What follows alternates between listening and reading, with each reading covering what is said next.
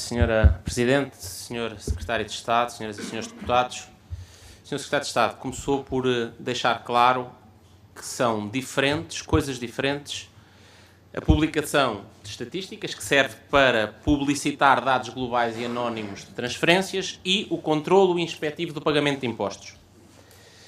A pergunta é: há ou não controlo tributário, independentemente das estatísticas serem publicadas?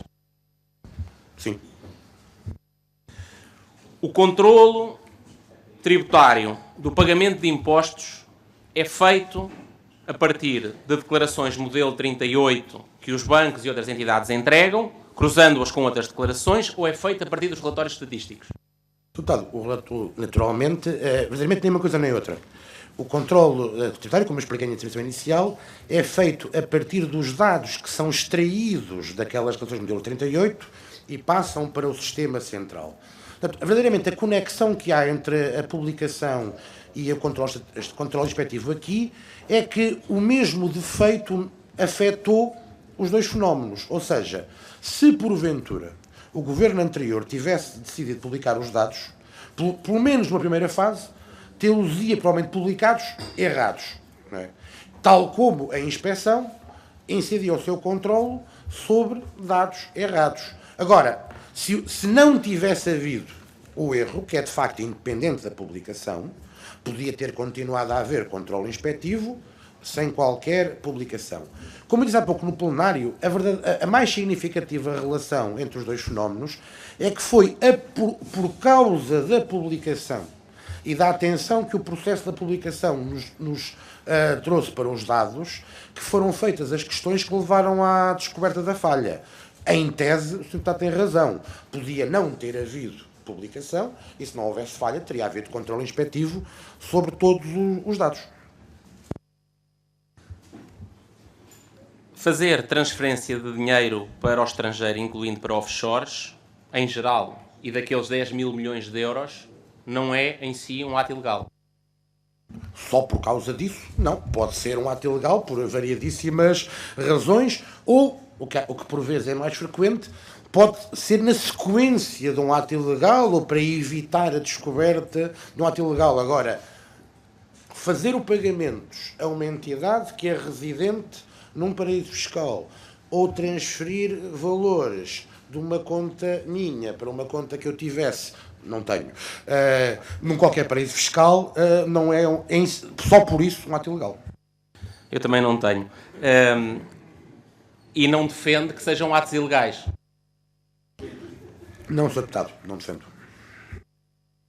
Já nos consegue dizer se todas as transferências em geral, e também estas em particular, são transferências geradoras de impostos ou são dinheiro de impostos que não foram entregues ao Estado português? Deputado, não consigo e não é provável que consiga nos tempos mais próximos. Vejamos, como eu dizia há pouco, há duas dimensões deste controle.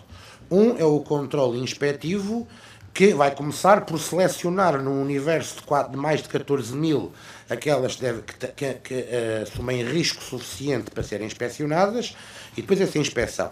Porque, naturalmente, como eu dizia há pouco, saber se há ou não imposto devido também tem a ver com verificar se a caracterização que é feita pelo declarante da operação está ou não correta, ou se o declarante quis fazer uma coisa e declarou outra. Isso é um ponto. Mas temos um outro ponto, que é que pode haver, por causa do conhecimento da inspeção tributária destas transferências, inspeções no futuro em entidades que fizeram estes pagamentos ou transferências, nas quais a existência deles se revele o elemento ou um dos elementos relevantes. Provavelmente, aliás, essa nunca vai aparecer nas estatísticas como correção que se deveu diretamente à questão das transferências. E, portanto, não estou em condições de afirmar se há milhões de euros, 1 cêntimo ou 0 de imposto em falta, não estou, e, quanto a dados completos, não estaremos ainda durante bastante tempo em condições de o dizer. Mas poderá dizer, pela experiência dos dados que são conhecidos, que nem todas as transferências são rendimentos que gerariam impostos. É verdade. É verdade. Há tendencialmente correções aos valores que são declarados, há correções que são feitas a estas, ao imposto que é pago, mas não atingem todas as operações e, portanto, digamos assim, temos aqui duas hipóteses em teoria. Uma é que esta falha se deveu a um qualquer comportamento malévolo e, portanto, haja uma espécie de seleção adversa, ou seja, que estão ali operações que alguém não quis que fossem conhecidas. Se não for assim, e neste momento não temos elementos para dizer que assim seja, então, estatisticamente, estas 14 mil vão ser mais ou menos iguais às outras e, portanto, tenderão a ter o mesmo resultado inspectivo. Algumas deverão imposto que já foi pago, algumas deverão imposto que ainda não foi pago, algumas levarão à descoberta de operações que deviam ter sido tributadas e não foram tributadas. Haverá todas as circunstâncias. Parece-lhe provável perante isso, ou sério, dizer que fugiram 10 mil milhões de euros dos cofres do Estado que serviam, por exemplo, para pagar os juros da dívida pública? Senhor Secretário de Estado, para responder, por favor. Sr. Deputado. Vamos criar condições para o Sr. Secretário de Estado responder à questão que foi colocada pelo Sr. Deputado António Leitão Amar. Muito obrigada. Eu não ouvi ninguém, pelo menos ninguém com responsabilidade, dizer que tinham fugido 10 mil milhões de euros dos cofres do Estado e não caracterizaria de facto essa afirmação, assim dita, como uma descrição rigorosa do fenómeno. Mas não sei se ouviu, houve deputados desta casa que disseram que era valor que dava para pagar os juros da dívida pública. 10 mil milhões de euros, quer dizer, qualquer valor que seja, nem que sejam uns milhões de euros, dá sempre para pagar os períodos de juros da dívida pública durante algum período. É só questão de determinar qual é o período em causa.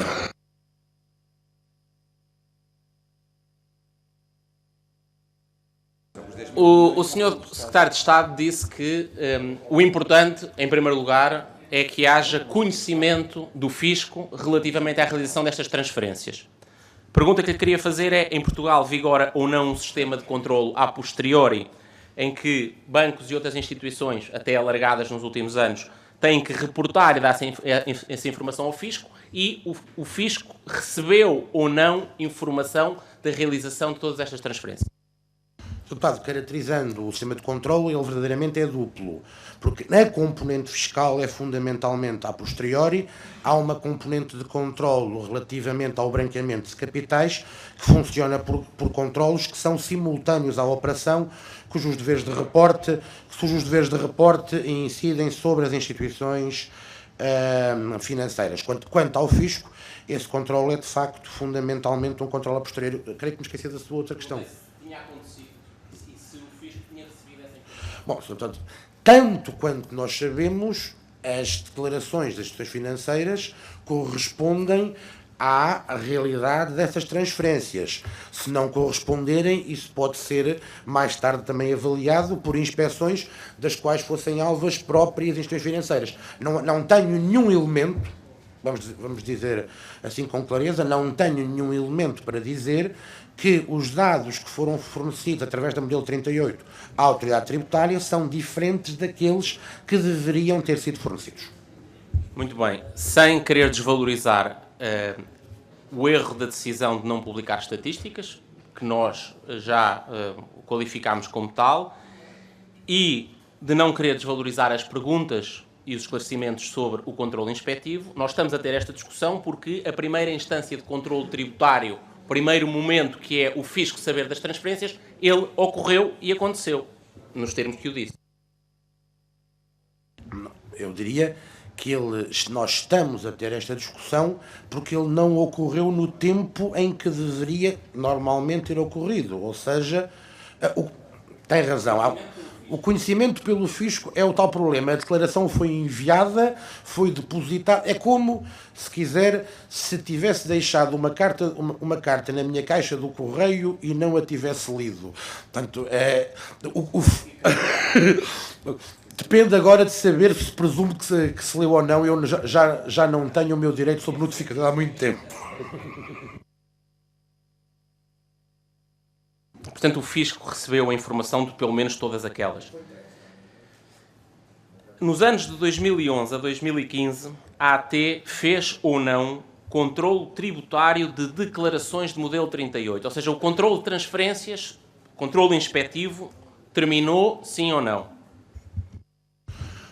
O controle inspectivo destas declarações continua a ser feito e poder ser feito. E foi feito, só que foi feito relativamente a um universo que não correspondia ao universo total, como eu já expliquei. Ou seja, foi feito relativamente a 7 mil, ou um pouco mais de 7 mil, dos um pouco mais de 17 mil milhões de transferências que foram feitas no período de 2011 a 2014. 2015, os dados são mais recentes, e aí não há discrepância, são também os mais recentes do ponto de vista do controle inspectivo, que também está atualmente a ser feito. E relativamente às controladas, tem ideia do montante e sobretudo do montante de imposto cobrado em resultado do controle da AT? Sr. Deputado, tenho muito rigorosamente a ideia, porque tenho aqui os dados de compostos por ano.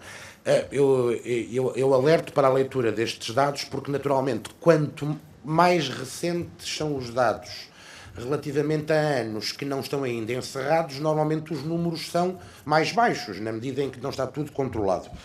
O que acontece é que as correções de matéria coletável são de 34 milhões em 2009, de 13 milhões em 2010, de 4 milhões em 2011, e isto é, por assim dizer, o que estaria com o prazo normal encerrado, de 5 milhões em 2012 e 2 milhões e 200 em 2013. 2012 e 2013 são, por natureza, números provisórios, na medida em que ainda estão dentro do prazo de caducidade. Portanto, estas correções de matéria coletável são muito mais significativas relativamente aos anos 2009 e 2010, e essa correção e esse valor mais significativo também se extrai um pouco das correções de imposto, ou seja, no ano 2009 registram-se no total, diretas e indiretas, cerca de 9 milhões de euros de correção de imposto, cerca de 5 milhões em 2010, 2 milhões em 2011, 3 milhões e 800 em 2012, os números de 2013 creio que são um pouco significativos ainda, mas porque ainda estamos verdadeiramente no processo do controle, acho eu, desses números. Portanto, estamos ainda no processo de controle dos números de 2013 e 2014, de qualquer modo. E mesmo 2012, os senhores deputados têm chamado a atenção para a intervenção legislativa ocorrida no orçamento para 2012. Ela é indubitavelmente aplicável aos factos tributários ocorridos depois de 2012. Creio que ainda haverá alguma controvérsia doutrinária de saber se ela é ou não é aplicável aos factos anteriores a 2011. Não vou aqui exprimir um parecer jurídico nesse sentido, mas pelo menos quanto aos factos posteriores a 2012, é indubitável que estão ainda suscetíveis de controle. E, portanto, aqueles que durante o prazo normal estariam encerrados são os de 2011 para trás. Há, de facto, os números de 2009 e 2010 são mais dos controles relativos a 2009 e 2010. Eu faço notar que isto não são controles ocorridos em 2009 e 2010, mas são relativos a declarações desses anos, são mais significativos do que aqueles que se referem a 2011. O controle aqui também é feito, destas transferências é por amostragem, são controladas 100% das transferências? Verdadeiramente não são controladas 100% das transferências, mas não é por amostragem. Sem querer entrar em demasiados detalhes, precisamente para não revelar o jogo a quem foge aos impostos, mas há verdadeiramente aquilo que se chama uma análise de risco. Ou seja, o computador detecta quais são aquelas transferências que obedecem a um padrão que revela um maior potencial de correção e seleciona essas, não seleciona todas. Ora bem, começando a perguntar em detalhe para tentar perceber o que é que aconteceu aos sistemas de controle da autoridade tributária, sabendo que não são controladas 100% e percebendo as limitações na resposta que tem que dar, ou que pode dar, a autoridade tributária tem algum sistema de controlo interno, de redundâncias, que não seja pegar em estatísticas publicadas ou não publicadas para perceber que o montante de transferências apuradas em cada ano, o montante controlado. Há ou não mecanismos internos dentro da autoridade tributária que não seja pegar em estatísticas publicadas de X em X tempo para perceber o que é que foi ou não apanhado? Deputado, quer dizer, os mecanismos existem, claramente neste caso, os mecanismos não detectaram esta falha. E, portanto, há aqui uma insuficiência. Eu, talvez tentando fazer um pouco mais de estratégia e afastando mais da análise deste caso, eu acho que há, de facto, ou que havia uma fragilidade na autoridade tributária neste período, que é a falta de unidades que olhem estrategicamente para os fluxos e que estejam mais desligadas do caso concreto. Ou seja, tentando explicar-me, a inspeção tradicionalmente assenta na análise do caso do contribuinte individual. E nós, nos últimos anos, temos tido questões que verdadeiramente têm tratadas de outra maneira, ou seja, vêm-nos enxurradas de números em dossiês como os Panama Papers, os vários leaks que acontecem, vem este tratamento quase estatístico. E eu creio que, aliás, isto corresponde um pouco àquilo que eu disse há cerca de 15 dias aqui na COFMA, que havia necessidade de haver um reforço das unidades centrais da inspeção, porque a inspeção dos contribuintes individualmente é feita na UGC ou nas unidades distritais, ou seja, nas direções de finanças. Este controle mais desligados do contribuinte em concreto e que tem mais a ver com a análise quase estatística de riscos de grandes dados tem que ser feita centralmente, e o reforço que eu referi há cerca de 15 dias de meios para essas unidades centrais tem a ver com esta fragilidade que eu avaliei não só neste processo como noutros, ou seja, que a autoridade tributária devia ter centralmente detectado eventualmente que aquela descida das estatísticas das transferências era improvável. Mas a autoridade tributária teria um cálculo dos fluxos anuais, independentemente da estatística ter sido transmitida ao público em geral. Tinha o cálculo total desses fluxos. Tinha o cálculo errado, ou seja, tinha os dados errados, mas sim, tinha. E por a autoridade tributária e quem a tutelasse poderia ter identificado, com base na informação, independentemente das estatísticas serem publicadas, uma evolução estranha nos fluxos de transferências. Quer dizer, é estranha ou não, depende. Podia o Governo estar convencido de que havia um grande sucesso no combate às transferências para paraísos fiscais e que, portanto, aquela descida correspondia a isso.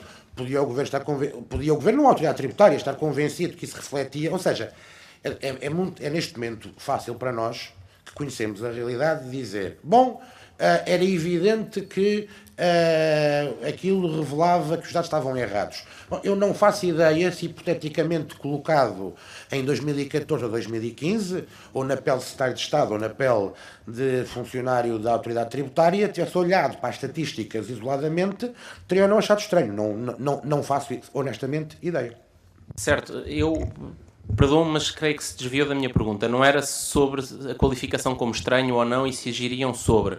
Era sobre se existiam meios e informação na autoridade tributária, divulgada ou não à tutela, que lhe permitisse apurar a evolução do montante agregado.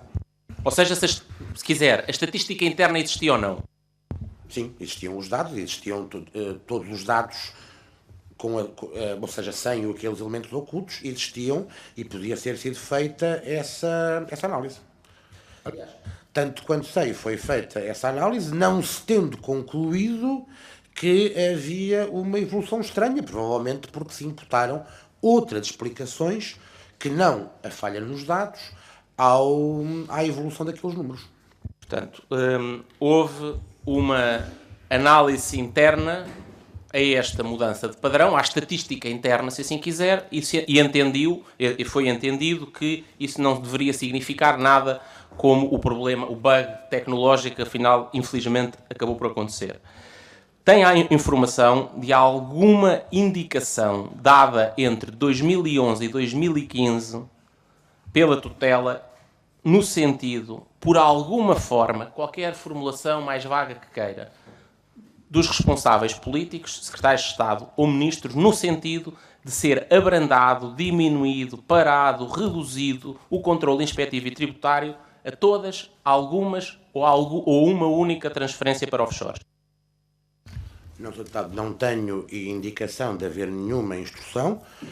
A avaliação que eu faço da situação que eu herdei já a transmiti há pouco. Ou seja, acho que no balanço de prioridades da autoridade tributária, a prioridade que era dada ao combate à economia informal não era acompanhada com o mesmo grau de prioridade dado ao combate à evasão fiscal com base nestes fenómenos. Mas isso é uma questão de escolhas, naturalmente, e de estratégias, e também, naturalmente, de apreciações que são discutíveis. Se me pergunta se alguém insinuou ou ordenou que houvesse um abrandamento da fiscalização relativamente a qualquer fenómeno, não tenho essa indicação e, aliás, espero que não fosse seguida quase caso existisse. As ordens que não tinha cabimento para ter que ser cumprida, mas felizmente, aparentemente, não terá existido, pelo que nós até este momento sabemos. A questão mais importante para os portugueses é saber se, ao ouvirem falar 10 mil milhões de euros transferidos, que não constam de estatísticas publicadas, se relativamente a essas transferências há impostos que estejam definitivamente perdidos e que não mais possam ser recuperados pelo fisco português. Deputado, eu não posso dar a garantia de que não existem impostos perdidos, porque acho que a questão é um pouco mais complexa do que aquela como tem sido relatada. Aquilo que tem sido dito por fiscalistas, e eu nessa parte subscrevo, é que o direito à liquidação de impostos relativos a estas transferências ou pagamentos, ou pelo menos daqueles que ocorreram desde 2012, que são a grande maioria deste universo, esse direito à liquidação não caducou. E eu essa afirmação acompanho. Mas daí não posso extrair a conclusão de que a falta de controle inspectivo atempado não levou à perda de receita. E não posso extrair essa conclusão por duas razões. Em primeiro lugar, como eu tenho referido ao longo desta audição, os dados relativos às transferências para paraísos fiscais não são apenas usados para controlar o imposto devido nessas operações. Estão disponíveis no controle inspectivo para o restante atividade daquele contribuinte. E, portanto, aquele contribuinte tiver um conjunto de factos tributários que seriam devedores de imposto e aos quais eu só chego porque há uma transferência de 50 milhões e não há nenhuma razão para aquele contribuinte ter 50 milhões para transferir, então teria que provar a conexão de uns factos tributários com a transferência. E se essa conexão não existir ou não puder ser provada, em concreto, então, o alargamento do prazo de caducidade não me permite fazer liquidações relativamente a esses factos tributários aos quais cheguei por causa das transferências, mas que não estão diretamente conexos com elas. Esta é uma questão. A outra questão é mais simples. É que, como sabe, as pessoas coletivas extinguem-se ou mudam-se e, portanto, pode acontecer neste momento estar a fazer uma liquidação a uma pessoa coletiva que devia imposto em 2012 e que, entretanto, desapareceu ou... Senhores deputados, eu não sei que horas é que querem sair hoje daqui, mas se quiserem ser horas razoáveis, talvez seja bom não entrarem em diálogo. Senhor Secretário de Estado, pode continuar. Portanto, e também aqui pode haver sem prejuízo de continuar o direito à liquidação, pode não haver ou ninguém a quem liquidar o imposto ou um património que assegure o pagamento do imposto. E, portanto, eu acho que não há a conclusão que por vezes aqui tem sido dita, que é não há perda de receita fiscal, eu não a posso garantir. Note-se Também não posso garantir que haja qualquer receita fiscal que tenha sido perdida. Tenho dito isto desde o início. Mas não é possível, aos assuntos fiscais, garantir que, por falta da realização do controle inspectivo a estas operações no tempo em que provavelmente teria sido feita, que isso não levou a perda de receita fiscal. Ó Sr. Secretário de Estado, aquilo que está a dizer, creio, se aplica a todas as outras transferências e rendimentos, e seja o que for, incluindo, segundo me pareceu dizer, a maior parte das transferências reportadas e identificadas de 2014 e muitas de 2013 estão agora a ser controladas. Portanto, aplica-se a todos. Aliás, na verdade, até aos meus próprios impostos ou aos seus, se esperemos que não, algum de nós não viver no dia da manhã. Portanto, a questão que me coloca é saber se a falta de controle inspectivo destas operações, por exemplo, as de 2011, no momento em que teria sido feita, pode ou não levar à perda de receita. Mas as 12, ou as 13, ou as de 14, as 12 que, salvo erro, que tocaram no fim do ano passado. E eu não posso garantir que não tenha levado à perda de receita. Ou seja, não posso garantir que um controle inspectivo ou que uma inspeção que usasse esses dados há 3 anos ou há 4 anos pudesse ter detectado e imposto em falhas cuja cobrança é agora impossível. Não posso garantir isso. Sr. Secretário de Estado, a maior parte, segundo disse, das transferências ocorreram em 2014 e 2013. E disse há pouco que as outras, que não as que estão abrangidas pelo bug informático, também essas só agora é que estão a ser controladas. Verdade ou foi impressão minha? Eu creio que disse que de 2012 a 2014. Ou seja, se quiser uma coisa mais precisa, os valores de 2012 são relativamente significativos e se houvesse problemas relativamente aos 2012 de controle indireto, neste momento poderíamos estar tarde demais. Portanto, mas a questão é, há uma miríade de situações, como é evidente, que são hipotéticas e, portanto, eu, assim como não posso garantir que tenha ficado por liquidar 1 cêntimo, porque não tenho informação nesse sentido, não é? Também não posso garantir que esta falha não tenha provocado perda de receita. Essa é uma avaliação que provavelmente que nunca ficará completa, mas que numa apreciação vai levar algum tempo. Sr. Secretário de Estado, em abril de 2016, e bem, foram publicadas estatísticas de transferências para offshores. Mais tarde veio-se a perceber que os dados não estavam certos. Em abril de 2016, o senhor mandou publicar uma estatística errada, em 10 mil milhões de euros. É correto.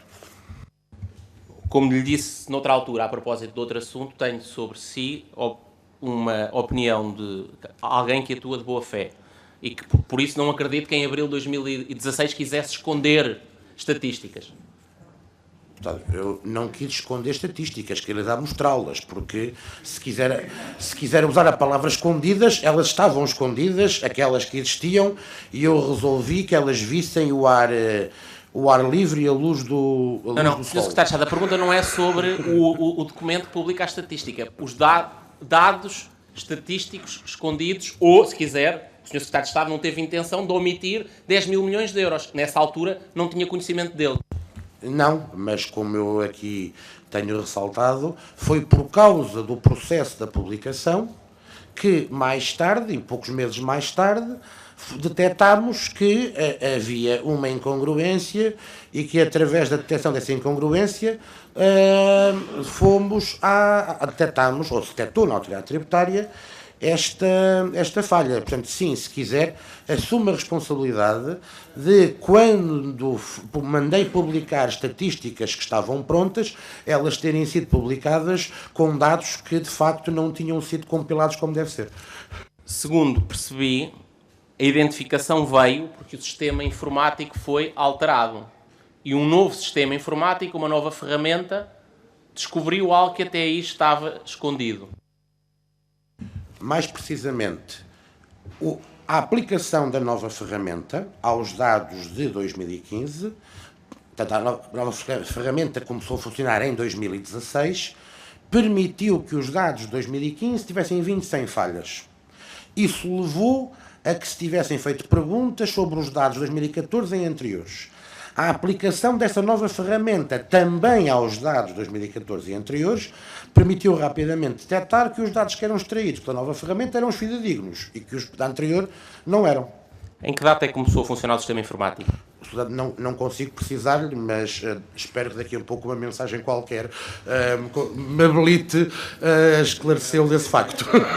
Eu não lhe vou pedir para revelar os SMS, porque o Sr. Secretário de Estado acabou de dizer que o faria.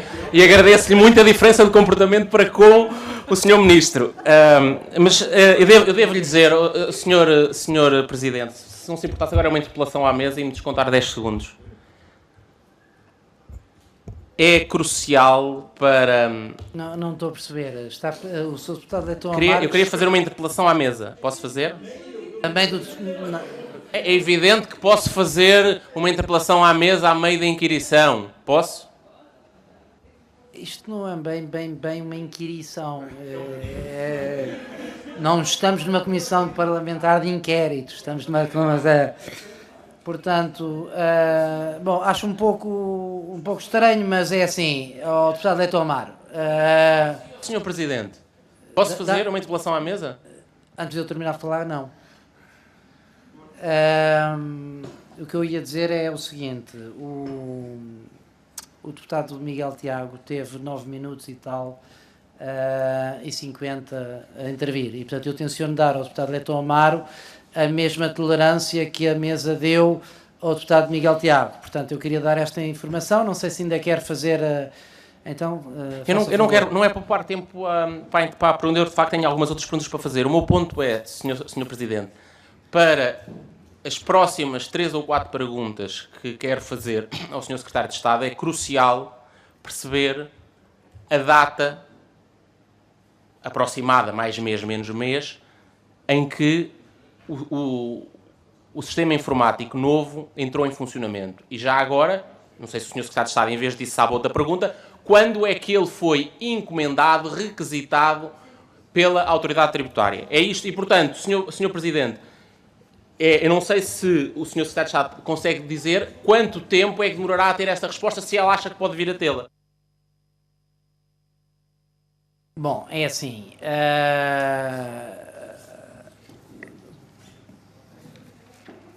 No meu fraco entendimento, isto foi uma pergunta. Formulou uma pergunta. Não contei tempo, vou começar a contar a partir de agora. Posso, talvez, antecipar uma questão que... Sim, mas se me permite, Sr. Secretário de Estado, também, que dirige esta reunião, o Sr. Secretário de Estado estará habilitado para responder aquilo que conseguir e aquilo que não conseguir dirá quando é que poderá responder. O Sr. Deputado Leitão Amaro fará as perguntas que quiser, quer dizer, agora não pode estar à espera, acho que isto é razoável, que o Sr. Secretário de Estado tenha as respostas para tudo. Se tiver, diz que tem, se não tiver, não diz que não tem, quer dizer, não vale a pena criarmos aqui sim uma questão em torno disto. O Deputado Leitão Amaro mas nós não vamos, é assim, ao Sr. Secretário de Estado e ao Sr. Deputado Leitão Amaro, nós não vamos, digamos, criar um ritmo de conversa dependente dos SMS que o Sr. Secretário de Estado vai receber. Portanto, o Sr. Deputado Leitão Amaro faz as perguntas que acha, que entende que deve fazer, e o Sr. Secretário de Estado responde aquilo que quiser. Ponto final, parágrafo. Portanto, não é o deputado Leitão Amaro que vai gerir aqui sim esta temática. Eu sei que está a fazer isso de propósito para ganhar tempo, para chegar os SMS, mas é assim, e não vai fazer isso outra vez. Deputado Leitão Amaro, não vai fazer isso outra vez. Não vai fazer isso outra vez. Peço desculpa, ou seja, eu vou dar a palavra ao Sr. Secretário de Estado para responder. Portanto, não vai haver mais inquirições dessa natureza aqui. Pelo menos comigo a presidir. Sr. Secretário de Estado, faça favor. Em primeiro lugar, queria questionar a caracterização. Eu não prometi ao Sr. Deputado Leitão Amaro que divulgava o conteúdo do SMS que fosse receber. Apenas prometi que divulgaria a informação sobre a qual me questionou, que viria no SMS, que podia ter um conjunto de outra informação que não se dissesse respeito a esta comissão. É da natureza privada destas comunicações telefónicas. Quanto à informação que me solicita, e que de facto consta do SMS, a nova solução tecnológica entrou em funcionamento em julho de 2016. Posso presumir que para entrar em funcionamento em julho de 2016, a nova ferramenta informática que habilitou a resolver o bug informático foi preparada em 2015, pelo menos? Vou fazer uma interpelação.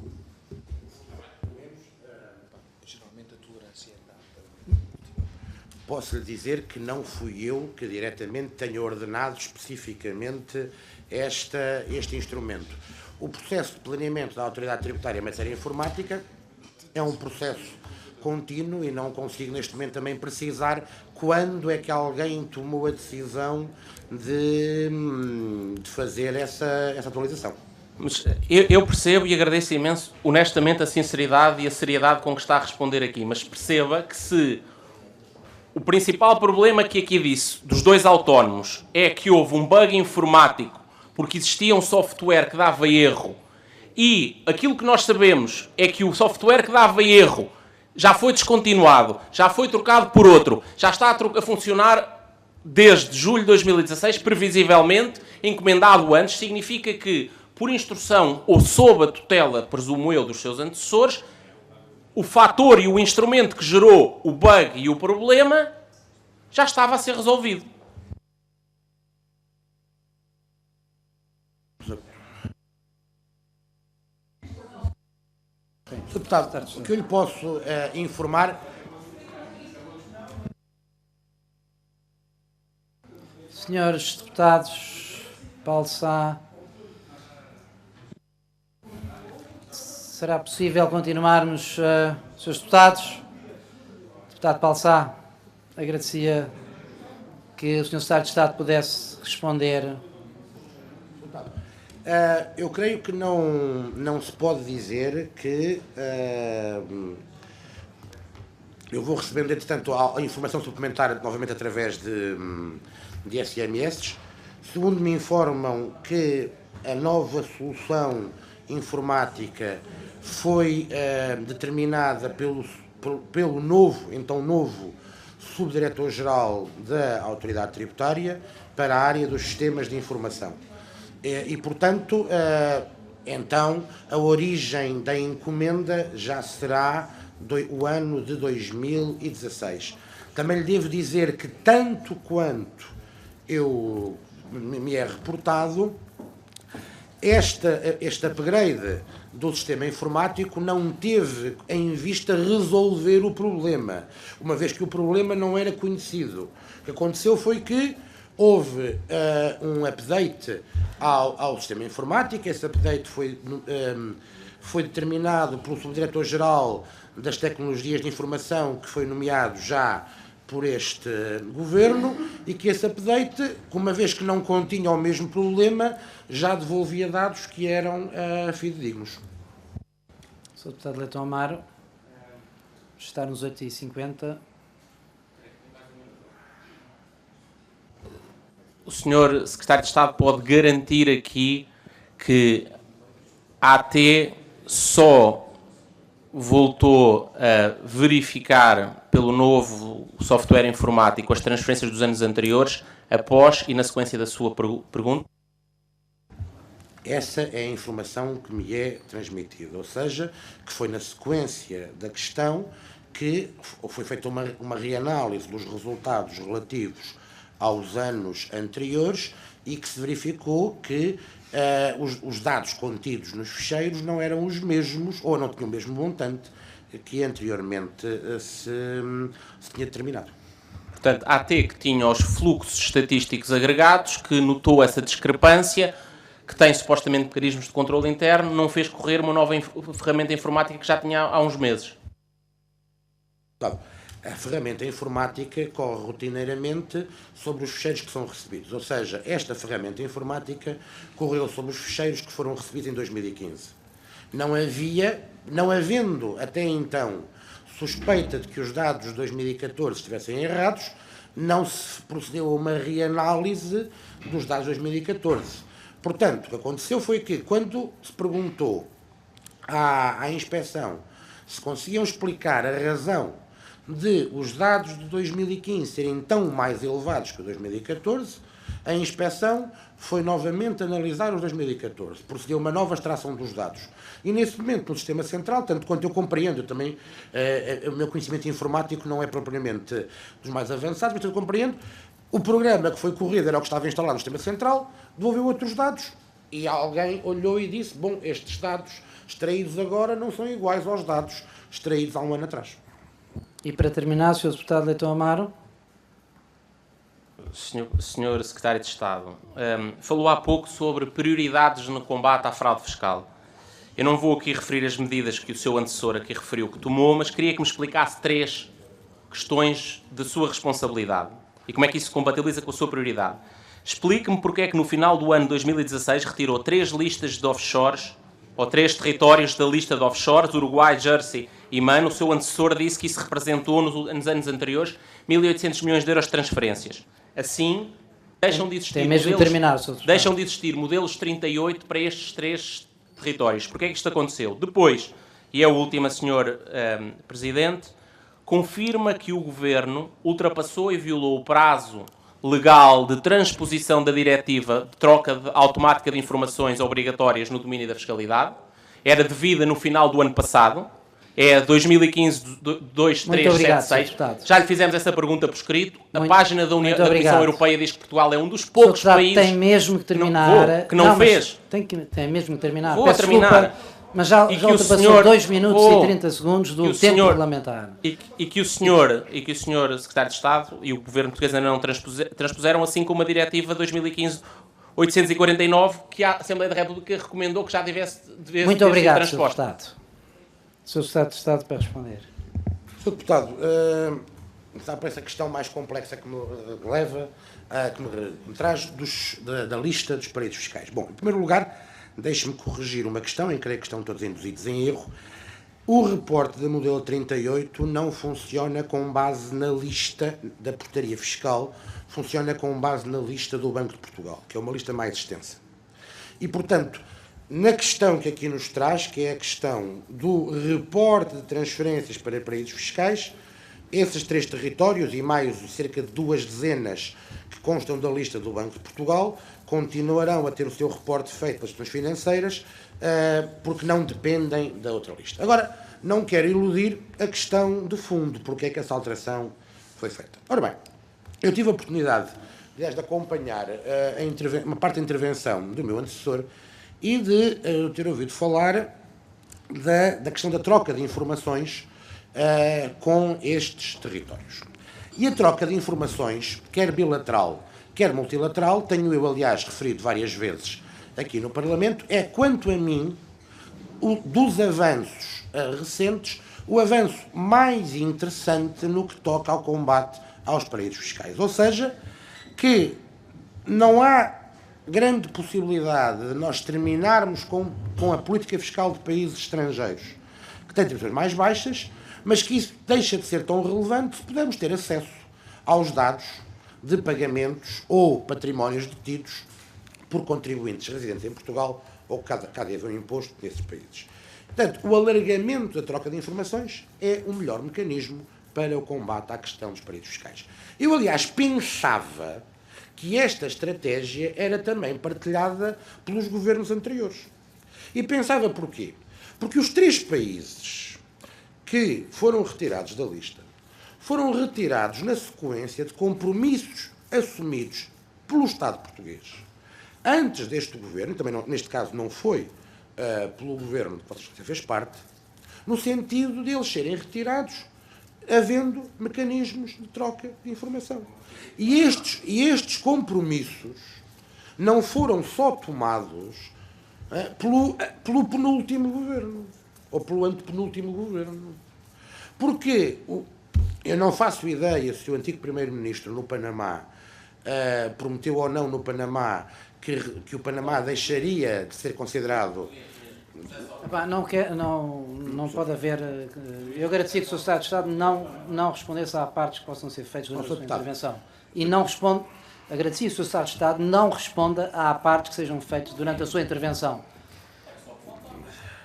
Agradecia, eu vou repetir, para o Sr. Deputado Leitão Amar ouvir melhor aquilo que eu estou a dizer. Qual é a base regimental? E qual é a base regimental para fazer a inquirição que acabou? Não. A pedido de inquirição que fez ao Sr. Deputado Leitão Amar, eu de facto hoje não estou muito bem disposto, portanto há dias melhores e piores, não, mas é assim, quer dizer, há dias melhores e piores, não estou já a transmitir esta informação porque acho que é importante. Hoje não estou muito bem disposto e, portanto, agradecia que não, é que o Estado está a entrar, do meu ponto de vista, em algumas linhas vermelhas em relação à condução dos trabalhos e, portanto, agradecia que não fizesse, porque se me perguntar qual é o... Bom, agradecia que ficássemos por aqui. Sr. Secretário de Estado, quer continuar a responder? Estava eu a... Os aportes podem ser respondidos, Sr. Deputado Duarte Pacheco, e podem ser não respondidos. Pronto. Não, o Sr. Secretário de Estado fará o que entender, exatamente. Não, mas não é eu não dou orientações, eu dou sugestões, pois dou. Estou a conduzir os trabalhos do Deputado Duarte Pacheco. Não. Sr. Deputado Duarte Pacheco, eu também lhe agradeço que nós mantenhamos aqui sim alguma eficácia, porque porque já foram utilizados aqui, digamos assim, intervenções que não estão previstas no regulamento. E eu posso até questionar, e o deputado Duarte Pacheco sabe muito bem que eu tenho razão. Bom, muito bem, exatamente. Sr. Secretário de Estado, podendo responder ou não responder aos apartes, faça o favor de seguir a sua intervenção. Dizia eu que pensava que esta política de empenho na troca internacional de informações era partilhada por governos anteriores. Dizia eu que não faço ideia se as notícias surgidas na comunicação social do Panamá em 2013, quando da visita do primeiro-ministro Passos Coelho ao Panamá, de que Portugal deixaria de considerar o Panamá um paraíso fiscal, são ou não verdade. Não faço ideia, teria que perguntar ao Sr. Primeiro-Ministro Passos Coelho, mas sei que em 2015 o governo anterior assinou um memorando de entendimento com o Principado de Andorra, no sentido de ser retirado o Principado de Andorra da lista dos paraísos fiscais. Ou seja, há um conjunto de compromissos internacionais do Estado português, assumidos ao longo de vários governos, compromissos que assentam na estratégia da troca de informações e que, naturalmente, não podemos esperar que jurisdições estrangeiras troquem informações connosco ao mesmo tempo que os mantemos numa lista negra. E, portanto, das duas uma, deputado, ou a intenção do governo ao assumir compromissos, do governo anterior, ao assumir compromissos com jurisdições estrangeiras, no sentido de estar da lista, era séria, ou então, e então não compreendo a observação, ou não era séria, e posso lhe dizer que o país não pode estar permanentemente a assumir compromissos internacionais que não pretende cumprir. O que este governo fez foi simplesmente definir um critério, que era este. Analisaremos a saída da lista quando essas jurisdições estrangeiras preencham 3 critérios. Que sejam considerados cumpridores das regras internacionais pela OCDE. Que tenham connosco um mecanismo bilateral ou multilateral de troca de informações. E de que haja informação de que esse acordo está a ser cumprido. E, portanto, e por causa disso, Uruguai, Jersey e Man foram retirados da lista dos paraísos fiscais. Quanto à diretiva que me informa, bom, a diretiva DAC 2 tinha um prazo de transposição que era janeiro de 2016. De facto, no curto espaço de tempo que o Governo tinha nessa altura, não conseguiu transpô-la. O Governo anterior também não, admito também, porque a questão de eleições o impediu de legislar nessa matéria, já foi, entretanto, transposta. Portanto, o Governo deu a prioridade que podia, que é, logo no primeiro orçamento que apresentou, pediu autorização legislativa para transpor esta diretiva. Obrigado, Sr. Secretário de Estado.